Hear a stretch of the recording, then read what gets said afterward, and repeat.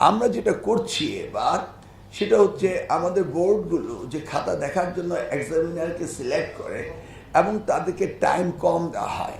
তাদের এমন কোনো পরিসংখ্যান নেই একজন শিক্ষক 300 খাতা লিখতে তার কতদিন সময় লাগতে পারে, সেগুলিকে আমরা এবার আনুপাতিক হারে কতটুকু সময় লাগতে পারে সেগুলি বিবেচনা করে তাদেরকে এনাফ সময় দেওয়া হচ্ছে এবং এক্সামিনার বাড়ানো হচ্ছে যাতে খাতাগুলো সুন্দরভাবে দেখেন। এবং খাতা দেখার পদ্ধতি ঠিক আছে কিনা এটা ইতিপূর্বে কখনো এই বিষয়গুলিকে খতিয়ে দেখা হয়নি। কোনো শিক্ষক কঠিন মার্ক দিয়েছেন, কোনো শিক্ষক ঠিকমতো কাজ করেননি, কোনো শিক্ষক হয়তো বা সময়ের অভাবে বর্গা খাতা দেখিয়েছেন। এই সমস্ত বিষয়গুলোকে আমরা আলোচনায় এনেছি। এনে আমরা প্রত্যেকটি বোর্ডের কিছু কিছু খাতা আমরা র্যান্ডম স্যাম্পলিং করব যে এক্সামিনাররা ঠিকমতো খাতা দেখছি কিনা। But it's not a threat to the student, এটা এক্সামিনার পরীক্ষা করব আমরা, সেটি একটি বিষয় এবার আমরা করতে যাচ্ছি, এক্সামিনারদের প্রশিক্ষণ এবং খাতা দেখা। তবে আপনি যে প্রশ্নটি করেছেন সেটার উত্তর হলো না, আমরা এমন কোনো ইনস্ট্রাকশন দেইনি এবং খাতা যেইভাবে লিবারেল ওয়েতে দেখতে হবে সেটাই তারা দেখবে। একটি প্রশ্নের উত্তর যদি 10টি লাইন থাকে 9টি যদি ঠিক হয় ওই যেইভাবে পার্সিয়ালি নাম্বার দেওয়া সেই সঠিকভাবেই দিতে হবে। এইখানে অন্য কোনো ব্যবস্থা নেওয়া হয়নি। কোচিং সেন্টার, ওকে, কোচিং সেন্টারের জন্ম কেন নেয় এটা আমাদের বুঝতে হবে। যখন ক্লাসরুমে এডুকেশন ঠিক হয় না তখন কোচিং সেন্টারের জন্ম হয়। আমরা টিচার্স ট্রেনিং, টিচার্স রিক্রুটমেন্ট এবং টিচারদের ক্লাসরুমে পরীক্ষা নেওয়া, লেখাপড়া করানো সেই ব্যবস্থাগুলো আমরা করছি।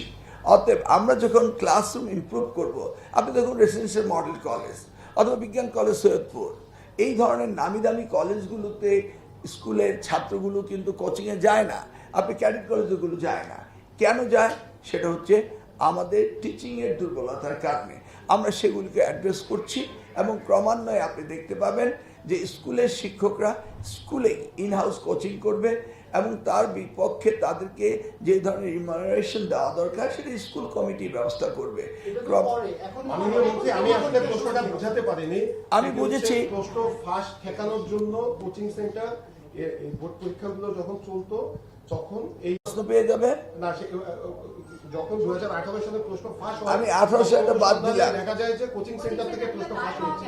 আস্তে আমরা 2026 সালে পরীক্ষা দিয়েছি। মাননীয় অ্যাডভাইজার তিনি সুস্পষ্টভাবে বলেছেন এই প্রশ্নপত্র বিগত সরকার করেছে এবং এই ডিস্ট্রিবিউশন বিগত সরকার করেছে, আমরা শুধু পরীক্ষা কন্ডাক্ট করছি এবং এই ডেট বিগত সরকারের সময় দেওয়া।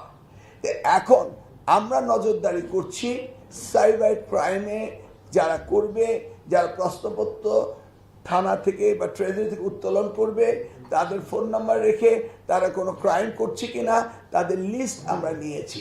আমরা প্রত্যেকটা পরীক্ষা কেন্দ্রের থেকে তাদের যে সিসি ক্যামেরা রয়েছে এগুলি সচল না অচল, বাউন্ডারি ক্যামেরাগুলো এগুলি সব আমরা মনিটরিং করার জন্য নিয়েছি এবং আমাদের মনিটরিং সেল এই রুমে থাকবে, আমাদের মাদ্রাসার কনফারেন্স রুমে থাকবে, আমাদের প্রাইমারি এডুকেশন কনফারেন্স রুমে থাকবে।